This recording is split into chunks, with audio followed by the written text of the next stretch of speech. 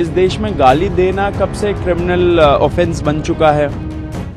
राजधानी दिल्ली के जंतर मंतर पर नीट पेपर लीक के खिलाफ विरोध प्रदर्शन के दौरान प्रधानमंत्री नरेंद्र मोदी के खिलाफ आपत्तिजनक टिप्पणी करने वाली किशोरी की मां ने कहा कि पीएम मोदी के माफ करने के फैसले की वजह से उनकी बेटी को नई जिंदगी मिली है। साथ ही उन्होंने सुरक्षा की मांग की। उन्होंने कहा कि उनकी बेटी को सोशल मीडिया पर ज्यादती और जान से मारने की धमकियां मिल रही हैं। उन्होंने आगे कहा कि हमें पुलिस की वजह से इस परेशानी का सामना करना पड़ रहा है। जिस सोसाइटी में हम रहते थे वहां हम आसपास भी नहीं जा पा रहे, हम अपने घर में नहीं रह पा रहे, हमें धमकी दी जा रही है, सरकार हमें सुरक्षा दे। किशोरी की मां ने कहा कि वे पीएम मोदी की शुक्रगुजार हैं। उन्होंने बदला लेने के बजाय माफ करने का रास्ता चुना।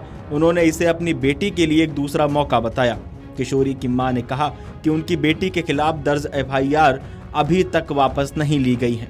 उन्होंने सरकार से अनुरोध किया कि इस मामले में दर्ज एफआईआर वापस ली जाए। दिल्ली के जंतर मंतर पर एक प्रदर्शन के दौरान प्रधानमंत्री नरेंद्र मोदी के खिलाफ कथित तौर पर आपत्तिजनक और अभद्र टिप्पणी करने के आरोप में नोएडा के एक्सप्रेसवे थाने में आरोपी किशोरी के खिलाफ 0 एफआईआर दर्ज की गई। चूंकि घटनास्थल दिल्ली में है, इसलिए नोएडा पुलिस ने वैधानिक प्रक्रिया पूरी करने के बाद मामले को आगे की तफ्तीश के लिए संबंधित दिल्ली पुलिस को हस्तांतरित कर दिया। ये कार्रवाई गाजियाबाद के वसुंधरा क्षेत्र की रहने वाली अधिवक्ता स्मृति सिंह की शिकायत पर की गई। शिकायत के मुताबिक नोएडा की एक सोसाइटी में रहने वाली किशोरी ने जंतर मंतर पर आयोजित एक प्रदर्शन के दौरान सार्वजनिक मंच से प्रधानमंत्री के लिए बेहद आपत्तिजनक और अमर्यादित भाषा का इस्तेमाल किया। शिकायतकर्ता अधिवक्ता का कहना है कि इस प्रकार की अभद्र टिप्पणी से देश के सर्वोच्च संवैधानिक पद की गरिमा को ठेस पहुंची है। साथ ही इससे समाज में वैमनस्य फैलने और लोक शांति भंग होने की प्रबल आशंका उत्पन्न हुई। बताया गया है कि प्रदर्शन का एक वीडियो सोशल मीडिया पर जमकर वायरल हुआ था, जिसके बाद शिकायतकर्ता ने आरोपी की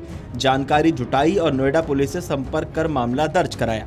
प्रधानमंत्री नरेंद्र मोदी ने शुक्रवार देर रात इंस्टाग्राम लाइव के जरिए देशवासियों, खासकर युवाओं और जेनजी को संबोधित किया। जंतर मंतर की घटना का जिक्र करते हुए उन्होंने कहा कि उन्हें और उनकी दिवंगत मां को अपशब्द कहे गए, लेकिन वो उन बच्चों को सजा नहीं बल्कि माफी और सही मार्गदर्शन देना चाहते हैं। उन्होंने समाज से भी अपील की कि गुमराह युवाओं को सही रास्ता दिखाने में साथ दें। वहीं सीजेपी के प्रवक्ता सौरभ दास ने क्या कुछ कहा, आप एक बार वो भी सुन लीजिए। देखिए, अगर किसी ने गाली दिया है प्रोटेस्ट में, वो कितना सही है नहीं है उसका आप एक तरीके से निंदा कर सकते हो, लेकिन ऐसे करके आप क्रिमिनल मशीनरी यूज करोगे, उनको पुलिस के थ्रू टारगेटिंग करोगे, हैरासमेंट करोगे, वो बिल्कुल सही बात नहीं है।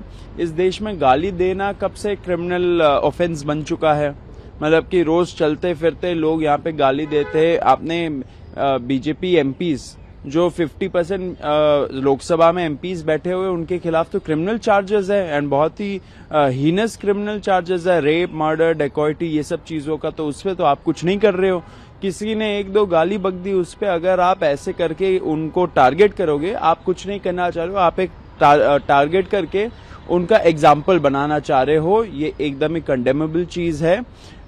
मेरा फिर से अपील है सरकार से एंड उनके जो पुलिस मशीनरी है उनसे कि आप युवाओं को हैरास करना बंद करिए, युवाओं को इस तरीके से टारगेट करना बंद करिए एंड ये जो लड़की है उसको भी आप अकेले छोड़ दीजिए। ऐसे पुलिस का दुरुपयोग करना इन सारे ऐसे मामलों में ये बिल्कुल ही एक्सेप्टेबल नहीं है किसी के लिए भी। सौरभ जी, अगर इसमें मैं ये भी ऐड करना चाहता हूँ कि अगर किसी को बुरा लग रहा है एंड अगर उन्होंने कुछ बोला है प्रधानमंत्री के खिलाफ, तो प्रधानमंत्री जी के पास एक ऑप्शन है डेफेमेशन फाइल करने का, तो वो डेफेमेशन फाइल कर दीजिए। लेकिन आप पुलिस के थ्रू टारगेटिंग करा रहे हो, वो बहुत गलत बात है। युवाओं को आप टारगेट मत करिए, हैरास मत करिए, हमें एक्सेप्टेबल नहीं है। अगर आप ये वीडियो YouTube पर देख रहे हैं तो हमारे चैनल को सब्सक्राइब कर बेल आइकन दबाएं और Facebook पर देख रहे हैं तो हमारे पेज को लाइक करें।